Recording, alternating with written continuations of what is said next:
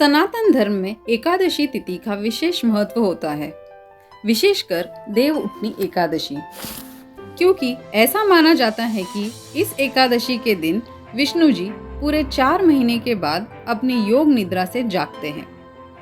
इसीलिए इस तिथि के बाद से ही विवाह आदि मांगलिक कार्य भी शुरू हो जाते हैं। देव उठनी एकादशी के एक दिन बाद यानी द्वादशी तिथि पर तुलसी विवाह किया जाता है। ऐसे में चलिए जानते हैं इसके पीछे की पौराणिक कथा।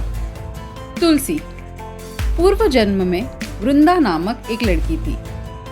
राक्षस कुल में जन्मी यह बच्ची बचपन से ही भगवान विष्णु की भक्त थी। जब वह बड़ी हुई तो उनका विवाह राक्षस कुल में ही दानव राजा जलंधर से संपन्न हुआ। वृंदा बड़ी ही पतिव्रता स्त्री थी, सदा अपने पति की सेवा किया करती थी। एक बार देवताओं और दानवों के बीच में युद्ध हुआ। जब जलंधर युद्ध पर जाने लगे तो वृंदा ने कहा, स्वामी, आप जब तक युद्ध में रहेंगे तब तक आपके जीत के लिए मैं बैठकर अनुष्ठान करूंगी। जब तक आप लौट कर नहीं आते तब तक मैं अपना अनुष्ठान नहीं छोड़ूंगी।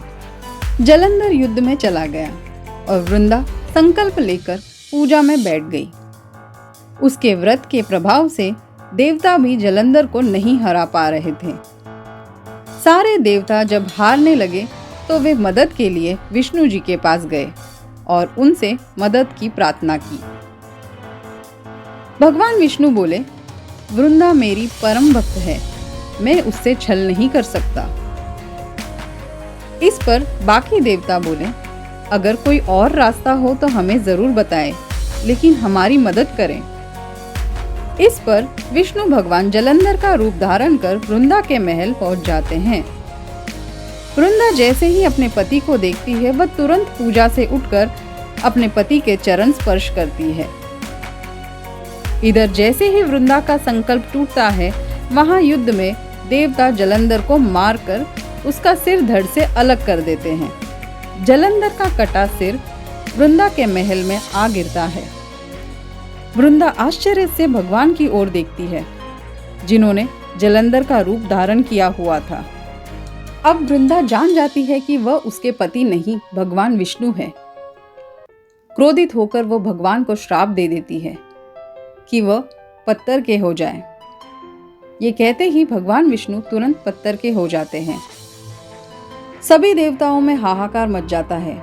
सभी देवताओं के प्रार्थना के बाद वृंदा अपना श्राप वापस लेती है और अपने पति के सिर के साथ सती हो जाती है।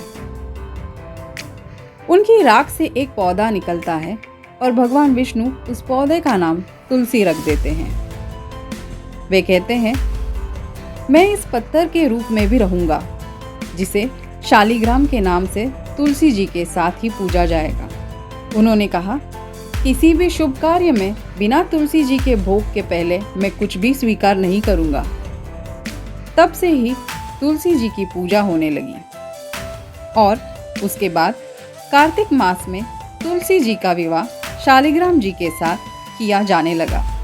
आज के वीडियो में बस इतना ही। मिलते हैं बहुत जल्द एक नई वीडियो के साथ। तब तक के लिए आप सब अपना बहुत ध्यान रखिए और हाँ, वीडियो पसंद आने पर लाइक और सब्सक्राइब जरूर कीजिए। धन्यवाद।